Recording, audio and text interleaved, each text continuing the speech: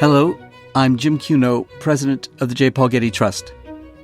Welcome to Art and Ideas, a podcast in which I speak to artists, conservators, authors, and scholars about their work. It's really quite astonishing how often, in looking at some of the works of these Japanese-American photographers, how simple the subject is, and yet how graceful its rendition is. In this episode, I speak with Getty curator Virginia Heckert about early 20th century Japanese-American photographers in Los Angeles.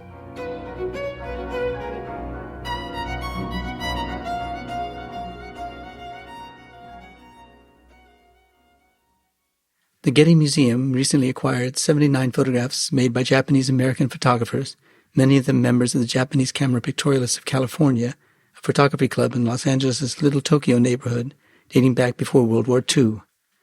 These photographs had been stored for decades and were gradually rediscovered beginning in 1981 when Dennis Reed, an artist, professor, and photography collector who had learned about this fascinating chapter of art in Los Angeles, received a phone call from the niece and heir of Shinsako Izumi, one of the members of the club. That initial call led some 3 decades later to a tour of Reed's collection by Getty curator of photographs, Virginia Heckert, who was so moved by the photographs and their story that she turned to Reed and said that if he was ever willing to part with his collection, she wanted him to come to the Getty first. And a few years later he was, and he did. I recently spoke with Virginia about these photographs, their makers, and the Japanese Camera Pictorialists of California. Virginia, it's great talking with you. And it's a pleasure to be here talking to you about this group of photographs. Now tell me about the Japanese Camera Pictorialists of California photography club and how and when it got started. So it got started in 1923 by a photographer named Kei Shimojima, who left Japan in 1907, went first to San Francisco, then to Sacramento, and then came to Los Angeles in 1923 and started a camera club for Japanese Americans in Little Tokyo. It was informal. Members would gather, share their images, critique each other's work, and go on outings together. 3 years later, actually, 1926, it became more formalized, and the following year, 1927, it changed its name to the Japanese Camera Pictorialists of California. There is one photograph in the Dennis Reed collection of Japanese-American photographs by Shimojima, and you can really see that he was very masterful in the way that he composed his images and the kind of scope of them. This image is called Dusty Trail, and it shows a herd of sheep heading up a hill with a very atmospheric lighting coming through the tree branches. He was a very exacting and inspirational photographer, something like the kind of master teacher for all of these other photographers who were in the club. So what was a camera club? It was an informal or a formal group of like-minded individuals who gathered on a regular basis. They would share work with each other, critique each other's work, and they would also go on excursions to photograph together. In many cases, these camera clubs were also ambitious enough to host regular exhibitions, sometimes annually, sometimes more regularly than that, and some of them even published their own journal. And this was a good way to circulate information amongst members of the club in one city with members of a club in another city. And this was both nationally and internationally. Were these photographers all self-taught? That's a great question, actually. Photography was not taught as it is today in colleges and universities as an art form. It would be more a trade that people would learn on the job, apprenticing with a photographer. So yes, I would say all of these photographers were self-taught. I believe there is one instance where one of the photographers, and I can't recall the name, was enrolled at Art Center, but it would not have been for photography. So he had this interest in art. In addition to photo clubs, there were also art clubs. And those art clubs, especially among the Japanese American community, would perhaps look at poetry and painting. And so blending very specific Japanese influenced forms of these arts. Were all the photographers in the club, did they all immigrate from Japan to California? And if they did so, did they come with knowledge of photography, or did they learn their photography in California? All of the members of the club were Japanese American, and they were of differing ages when they emigrated from Japan to the United States. Some of them were young boys, joining their fathers and older brothers, often in the agricultural industry. And many of them had very sort of blue-collar jobs as dry cleaning businesses, dry goods stores, as gardeners.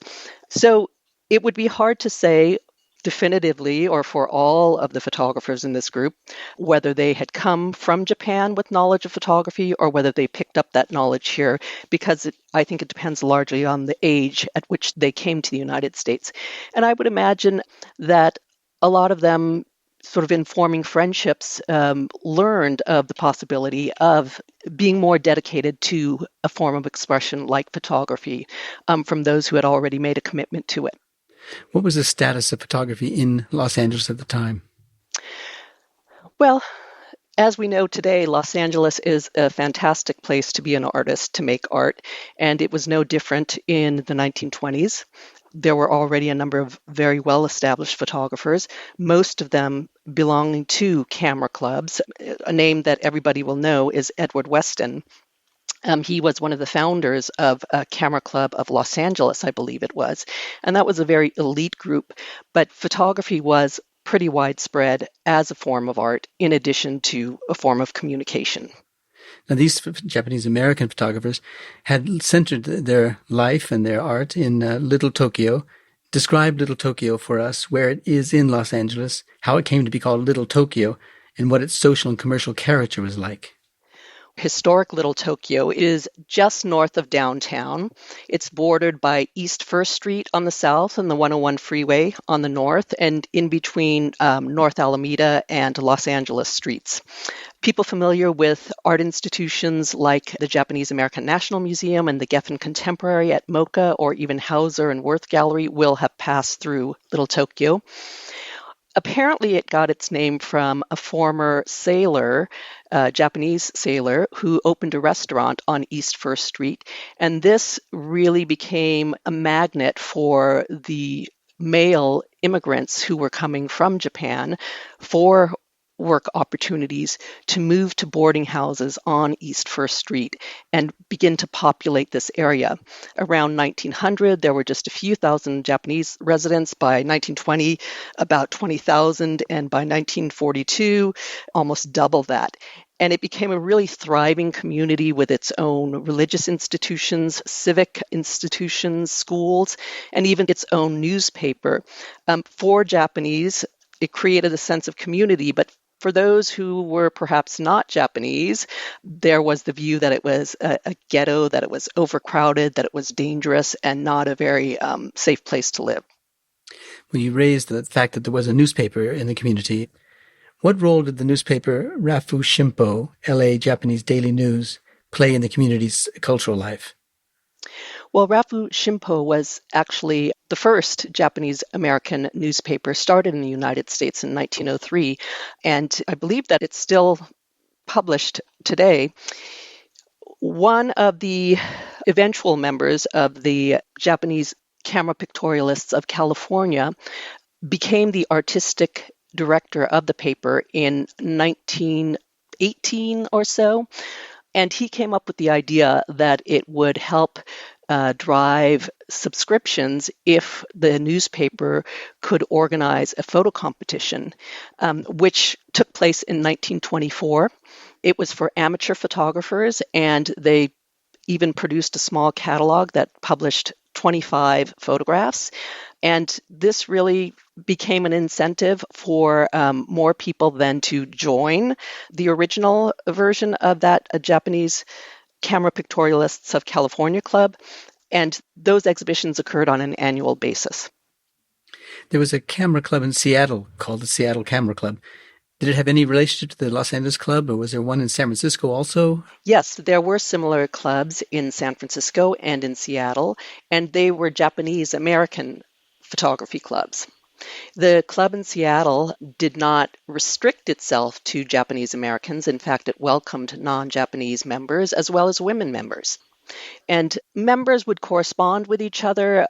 They also submitted to each other's annual exhibitions and often published in Seattle, the Camera Club, which was started by a man named Dr. Koike. He published a journal as well. They learned very much from what the members of the club wrote in that journal.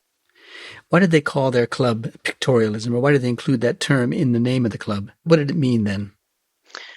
Pictorialism in photography is a term that's been around actually for quite a long time.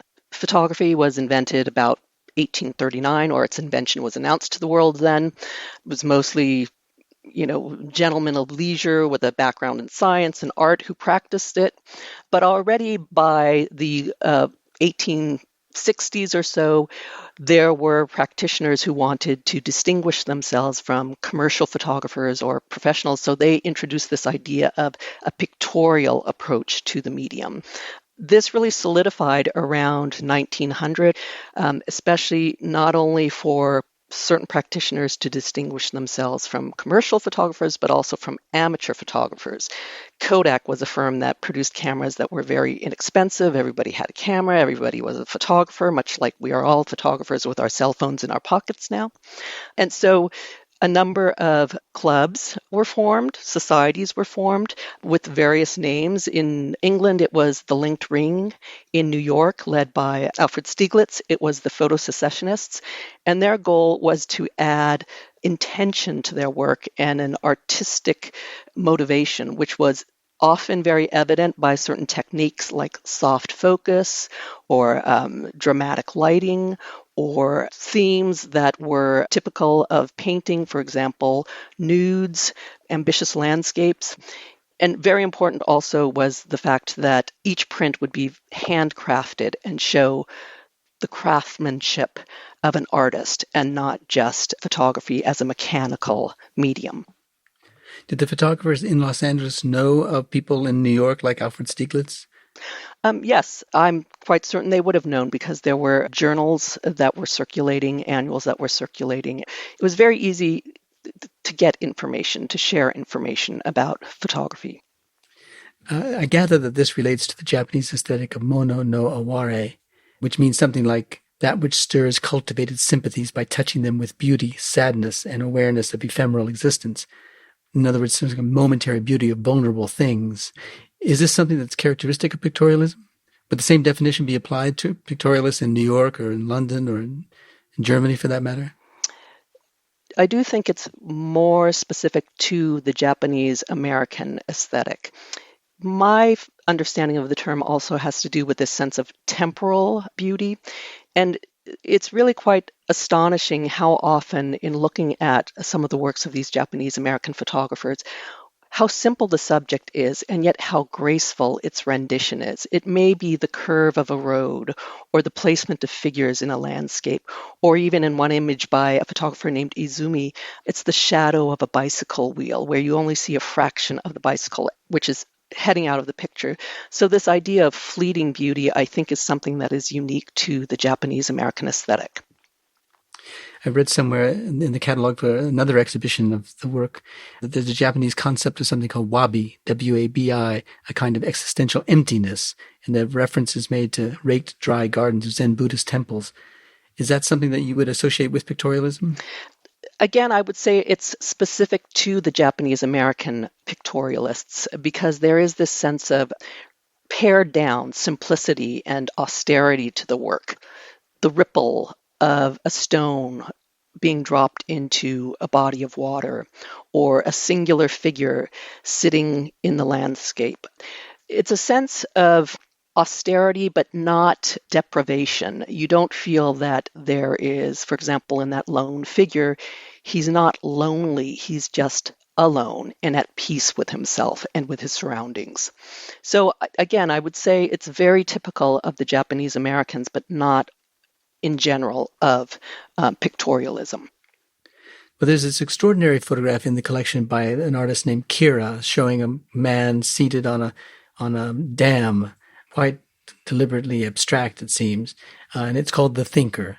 Describe it for us and tell us about it. It's really a dramatic composition. This is the lone man sitting not in the landscape, but it's actually the Hollywood Dam, which looks very much like a concrete amphitheater with steps heading downward. And a sweeping curve, and he feels sort of minute seated there. Apparently, the photographer Kira was trying to sell a camera to a customer at the store where he worked, and they went out to see how that camera would work, and Kira made this picture with the camera. And of course, I don't know how long it took to develop the print, but the customer was so impressed that an image like that could be made that he did buy the camera.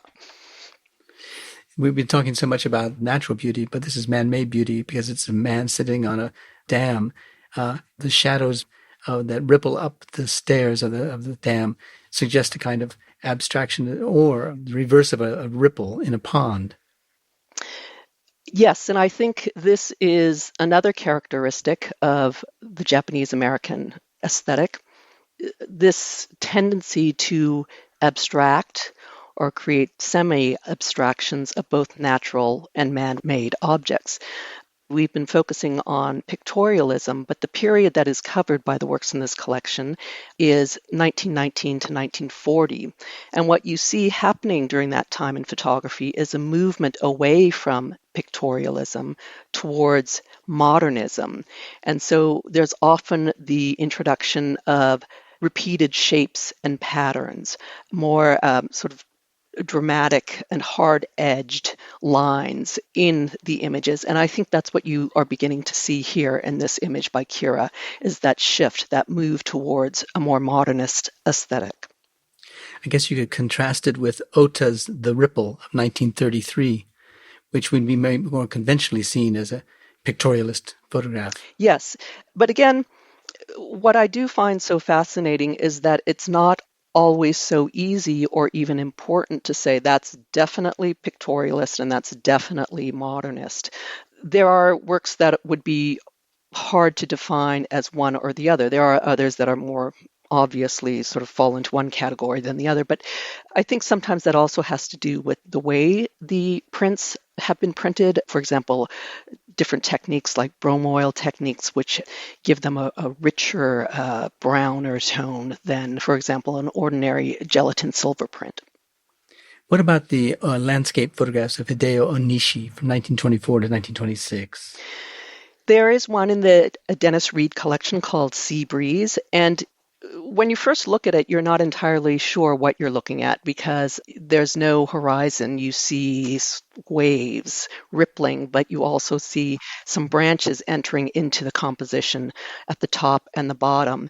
And so what you really get a sense of is more the sort of, it's almost like a meditation on what it must have felt to be in this space with slightly rustling leaves, the movement of the water, and just it's a sense of great peacefulness. Also, it has a very typical Japanese composition. As I said, there is no horizon, and it's a vertical orientation, so it feels very much like a Japanese woodcut. Now, we talked about other pictorialists and even modernist photographers working in Los Angeles, Edward Weston being one of them. There's also Margrethe Mather. What relationship did they have to these particular Japanese photographers? They did know each other. Weston, Edward Weston, a quintessential Los Angeles photographer, was one of the founding members of a club called the Camera Pictorialists. And this was a very elite club that people like Mather, Kales, and other photographers belonged to. They submitted their work for exhibition in Little Tokyo. In fact, Weston had 3 exhibitions in Little Tokyo. He is convinced that many of the Japanese American photographers were influenced by his work, especially when he attended an international salon of photographs in the Los Angeles Museum at Exposition Park, and this is now the Los Angeles County Museum of Art. And he remarked that all the work was pretty mediocre except those by the Japanese American photographers. And he was convinced, as I said, that they had been influenced by his own work. It's really hard to tell, though, when you look at some of these compositions, whether it's a piece of fruit or a vegetable. The way a head of cabbage has been sliced in half. And many people will know that these are all subjects that Edward Weston photographed, but many of the Japanese American photographers also use these as subjects. And so it's hard to know if you see a date of, say, 1928 or about 1930, who made that image first. In fact, what I should say is that it was a common practice for these members of camera clubs to all photograph the same thing. So nobody really owned a subject, particularly if they went on an outing to the beach. They would all take photographs of waves, and each might be a little bit different, and you might say prefer the horizontal versus the vertical orientation, but essentially they were photographing the same things. They found beauty in what might seem to be compromised conditions of modernity. I'm thinking of Shigemi Ueda's reflections on the oil ditch, which lends itself to a kind of abstraction because of the sort of islands of oil that float on the surface of this water. Describe it for us. Well, this is a really terrific instance that brings us back to the importance of the fact that all of these photographs were brought together by one man, Dennis Reed, who, in addition to the Shigemi Ueda Reflections on an Oil Ditch finished print, also managed to collect a print of the larger negative from which this has been abstracted. So in that widened view, you see a more industrial landscape. But in fact, without knowing that it's an oil ditch, when the photographer chose to hone in on just these repeated patterns of circles on which the sun is reflecting, it really does become something that's quite beautiful because of that abstraction. I'm reminded of another Japanese photographer at the time, 1931, Sachi Kono, whose photograph is called Perpetual Motion, which seems as if it's a kind of an abstraction with a flashlight. That is the lighted image that's swirling around and around and around. And that brings to mind to me Germany in the 1930s. Is there a kind of relationship to the Bauhaus at all? And were they aware of the Bauhaus and the Bauhaus photographers? I would say that the Japanese American photographers would be familiar with a variety of different approaches to the medium of photography through circulation of annuals in which their work would be published, as well as those of various other figures. I don't know that there would have been a direct relationship between the Japanese American photographers in Los Angeles and Germany. There were German collectors, there were German writers, there were German artists here in the area, but I don't know to what extent there would have been interaction. What I can, though, say is that the work in general created during this period fits into this larger idea of the new vision, Neues Sehen, which was typical of Germany. And the Bauhaus was part of that, but so too was new objectivity, which was a more direct, straightforward approach to the object than was practiced by, say, Bauhaus artists. Yeah. You made reference to something that made me think that there was interest in film in Los Angeles at the time, of course, 1920, 1930, and many of them were German expatriates who came. And would the Japanese photographers have been interested in film, and would the film have been Japanese film, would have been American film? Jim, I wish I knew the answer to that question. It's a really fascinating one. I don't know. Something to explore. Well, I suppose it's obvious, but what effect did the incarceration of the Japanese during World War II have on these photographers? Were many of them incarcerated themselves? And if they were, could they continue making photographs while they were in camp? A number of the Japanese who immigrated to the United States for work returned to Japan. Those who stayed were confronted with incarceration in these internment camps. Cameras were seen as contraband, so they all had to leave their cameras, their photographs behind. There was one photographer named Toyo Miyatake who was interned at Manzanar, and he managed to smuggle in a lens and a film holder and sort of created his own makeshift camera, which he used to document camp life. Another of the Japanese-American Los Angeles-based photographers, Hisao Kimura, was also at Manzanar, and he occasionally worked with Miyatake. But no, it was very unusual for photographers to be able to take cameras or even any of their photographs with them once they were incarcerated. Many of them after that came back, opened up new studios and continued to make photographs, but much of what they had created before was lost. And that's actually what makes this collection that Dennis Reed has put together so remarkable, is that he, over the course of 35 years, put together the work of these many, many photographers, which would otherwise be forgotten because it was lost, destroyed, or just not deemed to be important. Well, tell us about the collector Dennis Reed, who he is and how he came to gather all these photographs together. Well, Dennis is a retired professor from Los Angeles Valley College, where he taught for 42 years. He taught design, photography, and photo history. He also ran the college's art gallery and organized exhibitions. In fact, one of the exhibitions that he organized in 1982 was of Japanese American photographers. And this is just 1 year after he sort of discovered that there was this unique pocket of artistic creativity here in Los Angeles. And he went whole hog. He just got so excited about discovering and learning more about these Japanese American photographers that he put together a list of the names of Japanese who were located in Little Tokyo in the 1920s and had his students help make cold calls to see if any of them had a father or a brother who was a photographer. And slowly, by this kind of detective work or meeting of one photographer leading to the meeting of the family of another photographer. Of course, when Dennis was looking at this work in the 1980s, early 1980s, many of these photographers were already either dead or quite elderly in their 70s or 80s. He only met a handful of them, but he did meet many of their family members.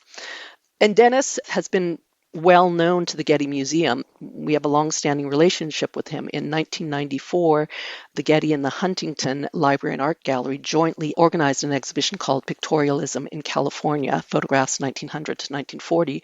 So this interest in pictorialism specific to California has always been part of what Dennis has looked at as a collector.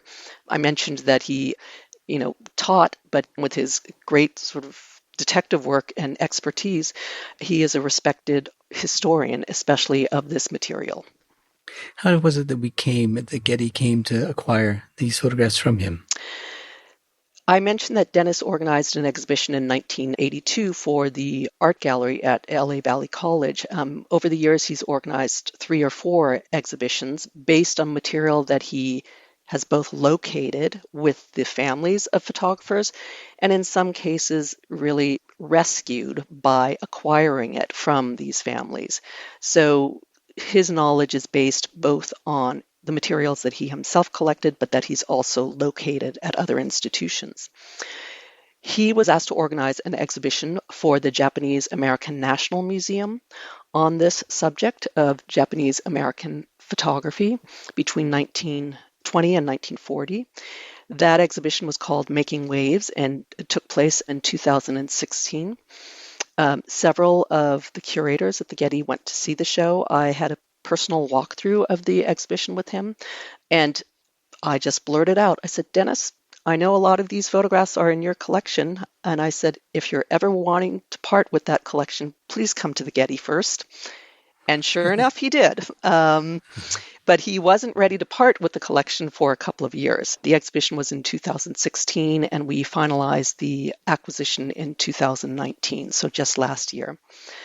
What I want to say also about that collection of 79 photographs is that the majority of them are photographers based in Los Angeles. And let's see, I have the numbers here. 37 different photographers, 22 of them are Los Angeles-based photographers or were Los Angeles-based photographers, 7 from San Francisco, 1 from San Diego, 6 from Seattle, and 1 from Honolulu. What was also interesting, anytime we make an acquisition, we have to see what's already in the collection. And of course, nobody thought we would have any Japanese American photographs, but we did in fact have 9 photographs, including 7 by Kira, the man who made the picture called The Thinker. Dennis very kindly and generously offered to introduce us to the heirs of some of the photographers. And so I had the opportunity to meet 5 different families, and they were interested in donating photographs to the Getty Museum to better represent or more fully represent the work, in this case, of their grandfathers in the Getty Museum's collection. Finding it something of an honor that the Getty Museum would be interested in acquiring this work, we, on the other hand, felt it a huge honor to be able to represent these photographers' works. Now, you talked about the relationship between these photographs and photographs by Japanese and Japanese-American photographers already in the collection of the Getty. But you've had a concerted effort to build the collection of Japanese photography beyond that. Tell us about that.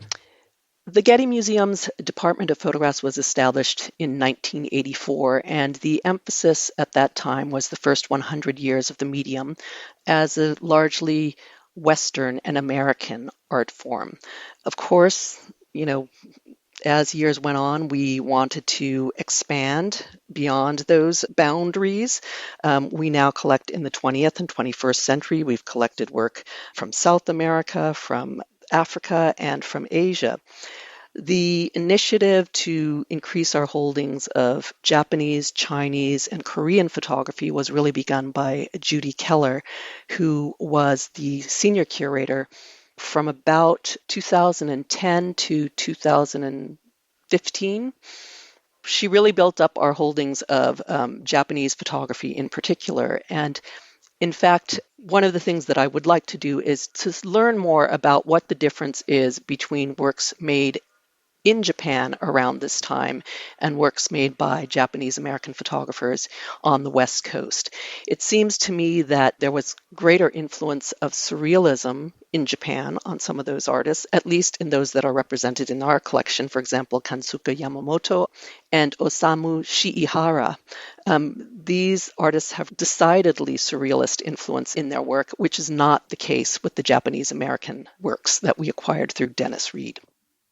Well, what's next for these particular photographs, the ones you acquired from Dennis Reed? Well, Dennis, with his multiple hats that he wears, was very thorough in providing us with provenance and exhibition and publication history. But one thing I am very eager to do once we were able to go back and look at the library is to take a look at the variety of camera almanacs and yearbooks and periodicals that were published during this time period of 1920 to 1940 and just peruse the pages and see what was the relationship between works by the Japanese American photographers represented in our collection and photographers from Europe, from other parts of the United States, from Japan, whose work might sit side by side with another photographer's work in these books, and therefore show us that there would be knowledge of that work. What kind of influence might we see? Dennis has done a great job on several occasions already of organizing exhibitions of Japanese American photography, but I would kind of like to broaden that out and learn more about this period of change, of transition from pictorialism to modernism, and see what nuances that transition had when practiced on the West Coast by California-based photographers, by Japanese-American California-based photographers, by New York-based photographers, by European photographers, and by Japanese photographers. So yes, I would say an exhibition and book project, but a little bit further down the road, not just yet. Well, what about Google Arts and Culture? I know that we've got various exhibitions online with them. Would this be an opportunity to show these photographs with the public? That's a great reminder that a Google Arts and Culture exhibition has already been done with a handful of these photographs, perhaps more like a dozen of the photographs, and a great opportunity for people to see these beautiful images. Thank you, Virginia. It's always fun talking about photography with you, and especially thank you for sharing this great new acquisition with us. Well, thank you, Jim, for this opportunity to talk about these works.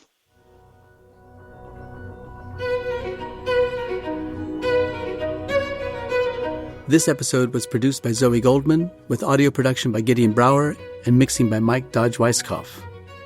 Our theme music comes from the Dharma at Big Sur, composed by John Adams for the opening of the Walt Disney Concert Hall in Los Angeles in 2003. It is licensed with permission from Hendon Music. Look for new episodes of Arts and Ideas every other Wednesday. Subscribe on Apple Podcasts, Spotify, and other podcast platforms. For photos, transcripts, and more resources, visit getty.edu/podcasts, or if you have a question or an idea for an upcoming episode, write to us at podcasts@getty.edu. Thanks for listening.